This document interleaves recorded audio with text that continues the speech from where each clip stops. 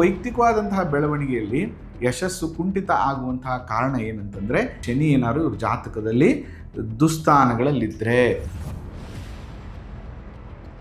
ದಾನಾದಿಗಳನ್ನು ಮಾಡುವಂಥದ್ದು, ಶನಿವಾರ ದಿನ ಎಳ್ಳನ್ನು ದಾನ ಮಾಡುವಂಥದ್ದು, ಜೊತೆಗೆ ಬಡವರಿಗೆ, ನಿರಾಶ್ರಿತರಿಗೆ, ಅಥವಾ ನೆಕ್ಸ್ಟ್ ಮಳೆಗಾಲ ಬಂದಾಗ ಅವರಿಗೆ ಸ್ವಲ್ಪ ಬೆಡ್ಶೀಟ್ಗಳನ್ನು ವೃದ್ಧಾಶ್ರಮದಲ್ಲಿ ಕೊಡುವಂಥದ್ದು, ಈ ಥರ ಒಂದು ಸಣ್ಣ ಪುಟ್ಟ ಸಹಾಯ ಮಾಡೋದ್ರಿಂದ ಕೂಡ ನಿಮ್ಮ ಜೀವನದಲ್ಲಿ ಅತ್ಯಂತ ಯಶಸ್ಸು ನಿಮ್ಮದು. 7ನೇ ಮನೆ ಅಧಿಪತಿ ಚಂದ್ರ ಇರೋದ್ರಿಂದ, Chandra it is a very emotional ಗ್ರಹ. ಅದರಿಂದ ಬೇಗ ಇವರಿಗೆ ಪ್ರೀತಿ ಪ್ರೇಮ ಆಗುವಂಥದ್ದು ಇರ್ತದೆ.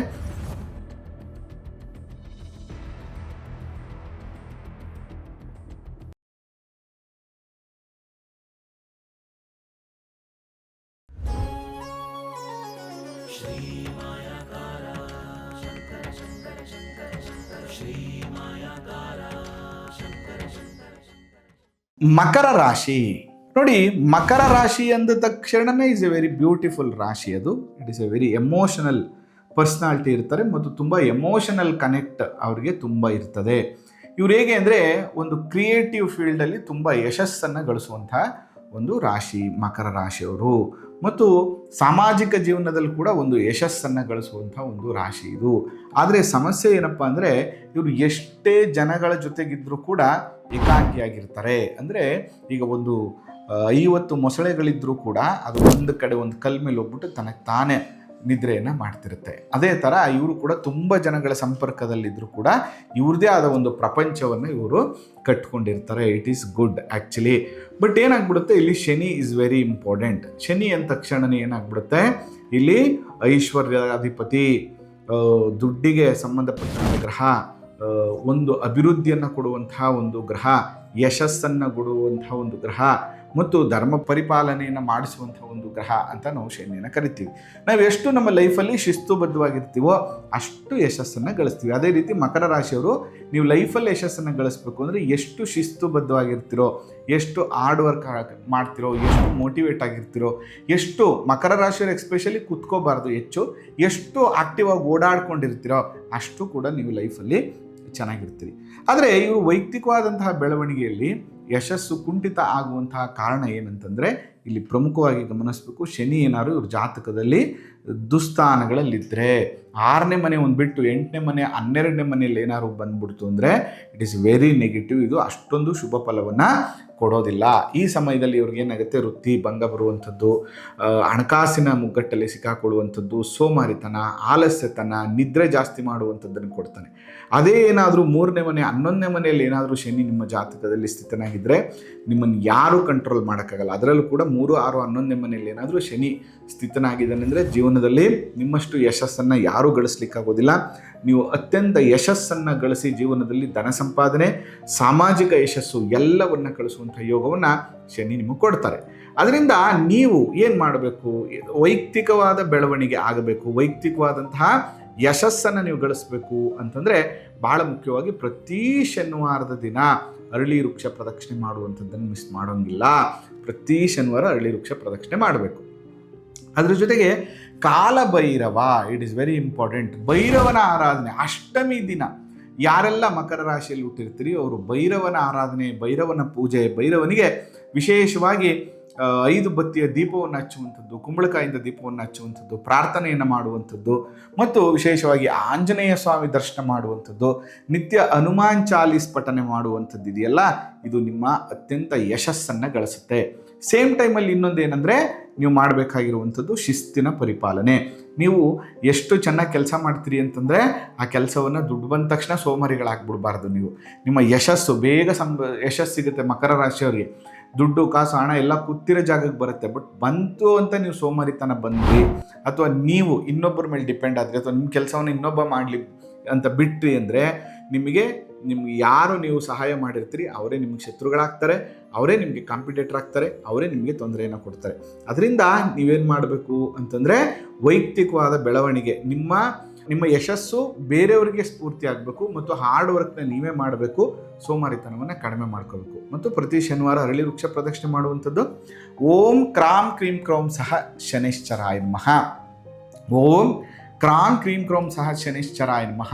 ಈ ಮಂತ್ರವನ್ನು ಡೈಲಿ 8 ಬಾರಿ ಜಪ ಮಾಡುವಂಥದ್ದು ಅಥವಾ 108 ಬಾರಿ ಜಪ ಮಾಡುವಂಥದ್ದು, 18 ಬಾರಿ ಜಪ ಮಾಡುವಂಥದ್ದು, ಇದನ್ನು ಕಾನ್ಸ್ಟೆಂಟಾಗಿ ಮಾಡ್ತಾ ಬಂದರೆ ಅತ್ಯಂತ ಯಶಸ್ಸು ಖಂಡಿತವಾಗಿಯೂ ನಿಮಗೆ ಸಿಗುತ್ತೆ.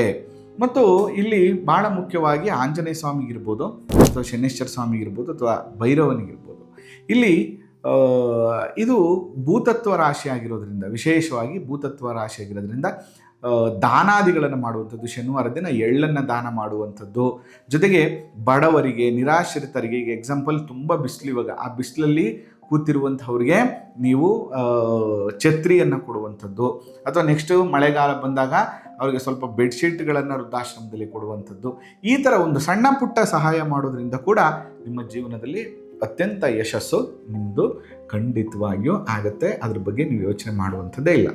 ಇನ್ನು ಪ್ರಮುಖವಾಗಿ ವೈಯಕ್ತಿಕ ಬೆಳವಣಿಗೆ ಆಯಿತು. ಇನ್ನು ನೆಕ್ಸ್ಟ್ ಬಂದು ವೃತ್ತಿಯ ಅಭಿವೃದ್ಧಿ. ನೀವು ವೃತ್ತಿಯಲ್ಲಿ ಅಭಿವೃದ್ಧಿ ಆಗಬೇಕು ಅಂದ ತಕ್ಷಣವೇ ಇಲ್ಲಿ ಶುಕ್ರ ಆಕ್ಟಿವ್ ಆಗಿಬಿಡ್ತಾರೆ ನೋಡಿ. ಅದಕ್ಕೆ ನಾನು ಯಾವಾಗಲೂ ಏನು ಹೇಳ್ತೀನಿ ಅಂದರೆ, ಮಕರ ರಾಶಿಯವರು ತುಂಬ ಕ್ರಿಯೇಟಿವ್ ಫೀಲ್ಡಲ್ಲಿ ಯಶಸ್ಸನ್ನು ಗಳಿಸ್ತಾರೆ. ಎಡಿಟಿಂಗ್ ಇರ್ಬೋದು, ಪೇಂಟಿಂಗ್ ಇರ್ಬೋದು, ಆರ್ಟಿಸ್ಟ್ ಇರ್ಬೋದು, ಅಥವಾ ಸಾಮಾಜಿಕ ಜೀವನದಲ್ಲಿ ಇರ್ಬೋದು, ಯಶಸ್ಸನ್ನು ಗಳಿಸುವಂಥದ್ದು ಅದು ಕ್ರಿಯೇಟಿವ್ ಫೀಲ್ಡಲ್ಲಿ ತುಂಬ. ಮತ್ತು ಇವರು ಯಾವುದೇ ವೃತ್ತಿ ಮಾಡ್ತಾ ಇದ್ರೂ ಅದರಲ್ಲಿ ತುಂಬ ಕ್ರಿಯೇಟಿವ್ ಆಗಿ ಯೋಚನೆ ಮಾಡುವಂಥ ಮೈಂಡ್ ಸೆಟ್ ಅವ್ರು ಆಗಿರ್ತಾರೆ. ಯಾಕಂದರೆ ಇವರಿಗೆ ದಶಮ ರಾಶಿ ಬಂದು ತುಲಾ ರಾಶಿ ಆಗುತ್ತೆ. ತುಲಾ ಬಂದು ತಕ್ಕಡಿ ವ್ಯಾಪಾರವನ್ನು ಇಂಡಿಕೇಟ್ ಮಾಡುತ್ತೆ, ಬಿಸ್ನೆಸ್ಸನ್ನು ಇಂಡಿಕೇಟ್ ಮಾಡುತ್ತೆ.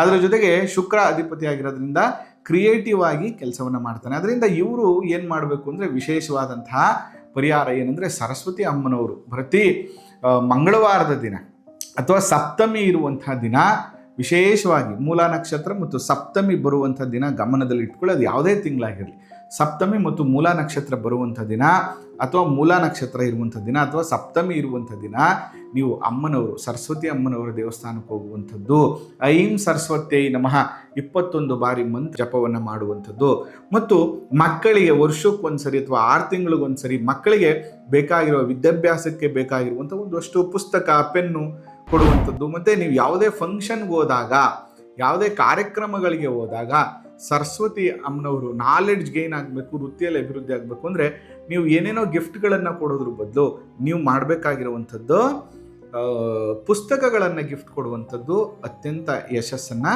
ಗಳಿಸುವಂಥದ್ದು, ಯಶಸ್ಸನ್ನು ಕೊಡುವಂಥದ್ದು ನಿಮಗೆ ಆಗುತ್ತೆ. ಅದರಿಂದ ನೀವು ಮಾಡಬೇಕಾಗಿರುವಂಥದ್ದು ಈ ರೀತಿಯ ಸಣ್ಣ ಪುಟ್ಟ ಪರಿಹಾರಗಳು ಮಾಡ್ಕೊಳ್ಳೋದ್ರಿಂದ ಕೂಡ ನಿಮಗೆ ಯಶಸ್ಸು ಗಳಿಸುತ್ತೆ. ಸರಸ್ವತಿ ಅಮ್ಮನವರು it is a very powerful ವೃತ್ತಿಯ ಅಭಿವೃದ್ಧಿಗಾಗಿ. ಮತ್ತು ಗಾಯತ್ರಿ ಮಂತ್ರ ಜಪವನ್ನು ಮಾಡುವಂಥದ್ದು, ಓಂ ಭೂರ್ಭುವಃ ತತ್ಸವಿತುರ್ವರೆಣ್ಯಂ ಭರ್ಗೋ ದೇವಸ್ಯ ಧೀಮಹಿ ಧಿಯೋ ಯೋ ನ ಪ್ರಚೋದಯಾತ್. ಗಾಯತ್ರಿ ಮಂತ್ರ ಜಪ ಮಾಡೋದ್ರಿಂದ ಕೂಡ ನೀವು ಯಶಸ್ಸನ್ನು ಖಂಡಿತವಾಗಿಯೂ ಗಳಿಸ್ಬೋದು. ಇದು ವೃತ್ತಿಯ ಅಭಿವೃದ್ಧಿಗಾಯಿತು. ಜೊತೆಗೆ ಭಾಳ ಮುಖ್ಯವಾಗಿ ಇನ್ನು ಮದುವೆ ಅಂತ ಬಂದ ತಕ್ಷಣವೇ ಸಾಮಾನ್ಯವಾಗಿ ಮಕರ ರಾಶಿಯವ್ರಿಗೆ ಸ್ವಲ್ಪ ಲವ್ ಮ್ಯಾರೇಜನ್ನು ಜಾಸ್ತಿ ಇಂಡಿಕೇಟ್ ಇದೆ ಅಂತ ಹೇಳ್ತೀವಿ. ಅಂತಂದರೆ 7ನೇ ಮನೆ ಅಧಿಪತಿ ಚಂದ್ರ ಇರೋದ್ರಿಂದ, Chandra it is a very emotional ಗ್ರಹ. ಅದರಿಂದ ಬೇಗ ಇವರಿಗೆ ಪ್ರೀತಿ ಪ್ರೇಮ ಆಗುವಂಥದ್ದು ಇರ್ತದೆ. ಲವ್ ಮ್ಯಾರೇಜ್ ಕೂಡ ಇವ್ರಿಗೆ ಅತ್ಯಂತ ಯಶಸ್ಸನ್ನು ಕೊಡ್ತದೆ. ಆದರೆ ಚಂದ್ರ ಚೆನ್ನಾಗಿರಬೇಕು ನೋಡಿ. ನಿಮ್ಮ ಜಾತಕದಲ್ಲಿ ಏನಾದರೂ ಚಂದ್ರ ದುಸ್ಥಾನಗಳಲ್ಲಿದ್ದರೆ, 6, 8, 12ನೇ ಮನೆಯಲ್ಲಿದ್ದರೆ ವಿವಾಹ ವಿಳಂಬ ಆಗುವಂಥದ್ದು, ವೈವಾಹಿಕ ಜೀವನದಲ್ಲಿ ಸಮಸ್ಯೆಗಳಾಗುವಂಥದ್ದು, ಅಥವಾ ನಿಮ್ಮ ಪಾರ್ಟ್ನರ್ ಮನಸ್ಥಿತಿ ಚೆನ್ನಾಗಿಲ್ಲದೆ ನಿಮಗೆ ಹೊಂದಿಕೊಳ್ಳದೇ ಇರುವಂಥ ಸಮಸ್ಯೆಗಳು ಬಂದ್ಬಿಡುತ್ತೆ. ಅದರಿಂದ ಚಂದ್ರನನ್ನು ಆಕ್ಟಿವ್ ಮಾಡ್ಕೋಬೇಕು. ಅದೇ ಚಂದ್ರ ಚೆನ್ನಾಗಿದ್ದರೆ ಸುಂದರವಾಗಿರುವಂತಹ, ಲಕ್ಷಣವಾಗಿರುವಂತಹ, ದೈವಿಕವಾಗಿರುವಂತಹ ಪಾರ್ಟ್ನರ್ ಸಿಗುವಂಥ ಯೋಗ ನಿಮಗೆ ಖಂಡಿತವಾಗಿಯೂ ಇರ್ತದೆ.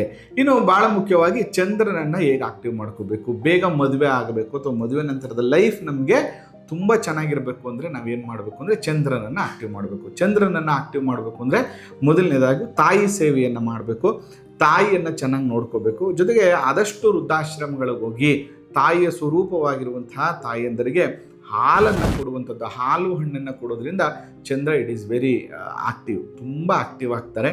ಅದರ ಜೊತೆಗೆ ಚಂದ್ರನ ಆಕ್ಟಿವ್ ಮಾಡಬೇಕು ಅಂದರೆ ಪ್ರತಿ ಸೋಮವಾರದ ದಿನ ಶಿವನಿಗೆ ಅಭಿಷೇಕವನ್ನು ಮಾಡಿಸುವಂಥದ್ದು. ಒಂದು ವಾರ ಎಳನೀರು ಅಭಿಷೇಕ ಮಾಡಿಸಿ, ಒಂದು ದಿನ ಜಲಾಭಿಷೇಕವನ್ನು ಮಾಡಿಸಿ, ಇನ್ನೊಂದು ದಿನ ಕಬ್ಬಿನ ಹಾಲಿನ ಅಭಿಷೇಕವನ್ನು ಮಾಡಿಸಿ. ಈ ರೀತಿಯಾಗಿ ನೀವು ಅಭಿಷೇಕವನ್ನು ಸೋಮವಾರದ ದಿನ, ಅದರಲ್ಲೂ ಕೂಡ ವಿಶೇಷವಾಗಿ ನೀವು ಅಭಿಷೇಕ ಮಾಡುವಾಗ ಹೇಗಿರಬೇಕು ಅಂದರೆ ಅಲ್ಲಿ ಶಿವ ಮಾತ್ರ ಇರಬಾರ್ದು, ಶಿವನ ಜೊತೆ ಗೌರಿ ಕೂಡ ಇರಬೇಕು. ಯಾಕಂದರೆ ಚಂದ್ರ ಇಸ್ ಇಂಡಿಕೇಟ್ ಗೌರಿ ಅಮ್ಮನವರು.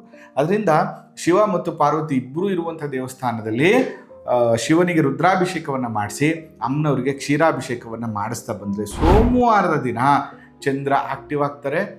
ತುಂಬ ಅನುಕೂಲಗಳು ನಿಮಗೆ ಆಗ್ತದೆ. ಜೊತೆಗೆ ಎಷ್ಟು ಸಾಧ್ಯ ಅಷ್ಟು ಕೂಡ ಎಲ್ಲರಿಗೂ ಪ್ರೀತಿಯನ್ನು ಹಂಚುವಂಥದ್ದು, ಯಾರ ಬಗ್ಗೆನೂ ಕೂಡ ನೆಗೆಟಿವ್ ಆಗಿ ಮಾನಸಿಕವಾಗಿ ಡಿಸ್ಟರ್ಬ್ನ ಮಾಡ್ಕೊಳ್ಳದೇ ಇದ್ದರೆ ತುಂಬ ಚೆನ್ನಾಗಿರ್ತೀರ ಮತ್ತು ಬೇಗ ಮದುವೆ ಆಗುತ್ತೆ. ಮತ್ತು ನಾನು ಹೇಳಿದಂಥ ಪರಿಹಾರಗಳು, ಪ್ರತಿ ಸೋಮವಾರ ಅಕ್ಕಿ ಬೆಲ್ಲ ದಾನವನ್ನು ಮಾಡಿ, ಶಿವನಿಗೆ ರುದ್ರಾಭಿಷೇಕ, ಅಮ್ಮನವ್ರಿಗೆ ಹಾಲಿನ ಅಭಿಷೇಕವನ್ನು ರೆಗ್ಯುಲರಾಗಿ ಮಾಡ್ತಾ ಬಂದರೆ ಬೇಗ ಮದುವೆ ಸೆಟ್ ಆಗುತ್ತೆ. ಅದರ ಜೊತೆಗೆ ಗಿರಿಜಾ ಕಲ್ಯಾಣೋತ್ಸವ, ಪಾರ್ವತಿ ಸ್ವಯಂವರ ಇದರಲ್ಲಿ ನೀವು ಪಾಲ್ಗೊಳ್ಳುವಂಥದ್ದು ಅಥವಾ ಆ ಪೂಜೆಯನ್ನು ಮಾಡಿಸೋದ್ರಿಂದ ಕೂಡ ಶೀಘ್ರವಾಗಿ ನಿಮಗೆ ಮದುವೆ ಪ್ರಾಪ್ತಿ ಆಗ್ತದೆ. ಈ ಪರಿಹಾರಗಳನ್ನು ಖಂಡಿತವಾಗಿಯೂ ನೀವು ಮಾಡ್ಕೋಬೋದು. ಇನ್ನು ವೈಯಕ್ತಿಕ ಜೀವನದ ಯಶಸ್ಸಾಯಿತು, ಪ್ಲಸ್ ಎರಡನೇದು ಬಂದು ಮದುವೆ ಆಯಿತು ಮತ್ತು ವೃತ್ತಿಯ ಅಭಿವೃದ್ಧಿ ಕೂಡ ನಿಮಗೆ ಆಯಿತು. ಇನ್ನು ಆರೋಗ್ಯದ ಸಮಸ್ಯೆ ಅಂತ ಬಂದಾಗ 6ನೇ ಮನೆ ನೋಡಿ, ಈ ಮಕರ ರಾಶಿಯವರಿಗೆ 6ನೇ ಮನೆ ಬಂದು ಬುಧನ ಮನೆ. ಬುಧ ಅಂದರೆ ಮೇಜರ್ ಆಗಿ ಓವರ್ ಸ್ಟ್ರೆಸ್ಸು ಮತ್ತು ಮೈಗ್ರೇನ್ ಜಾಸ್ತಿ ಮಾಡುವಂಥದ್ದು, ನ್ಯೂರೋ ಪ್ರಾಬ್ಲಮ್ಗಳನ್ನು ಜಾಸ್ತಿ ಮಾಡುವಂಥದ್ದು ಈ ಬುಧನ ಕ್ಯಾರೆಕ್ಟರ್ ಮತ್ತು ಬುದ್ಧಿಮಾಂದ್ಯತೆ ಅಂತ ಹೇಳ್ತೀವಿ. ಅಂದರೆ ಯಾವ ಸಮಯದಲ್ಲಿ ಬೇಕೋ ಆ ಸಮಯದಲ್ಲಿ ಆ ಬುದ್ಧಿ ಸರಿಯಾಗಿ ವರ್ಕ್ ಆಗಲ್ಲ, ಬೇರೆ ಟೈಮಲ್ಲಿ ವರ್ಕ್ ಆಗುತ್ತೆ. ಮತ್ತು ಟ್ರಿಗರ್ ಪಾಯಿಂಟ್, ಬೇಗ ಇನ್ನೊಬ್ಬರ ಮೇಲೆ ಜಗಳಕ್ಕೆ ಬಿದ್ದುಬಿಡುವಂಥದ್ದು ಮತ್ತು ಬೇಗ ನಿಷ್ಠೂರ ಮಾಡಿಕೊಡುವಂಥ ಸಮಸ್ಯೆಗಳಾಗ್ತದೆ. ಅದಕ್ಕೆ ಮಕರ ರಾಶಿಯವರು ಏನಂದರೆ, ನೀವು ಬುದ್ಧಿವಂತರು ಅಂತ ಗೊತ್ತು, ತುಂಬ ನಾಲೆಡ್ಜ್ ಇದೆ, ನೀವು ತುಂಬ ಕ್ರಿಯೇಟಿವ್ ಅಂತ ಗೊತ್ತು, ಅದನ್ನು ಯಾರಿಗೂ ತೋರಿಸ್ಬೇಡಿ, ಯಾರಿಗೂ ಹೇಳ್ಕೊಡ್ಬೇಡಿ, ಅವರೆಲ್ಲರೂ ಕೂಡ ನಿಮ್ಮನ್ನ ಶತ್ರುಗಳ ಥರ ನೋಡ್ತಾರೆ. ಒಂದು.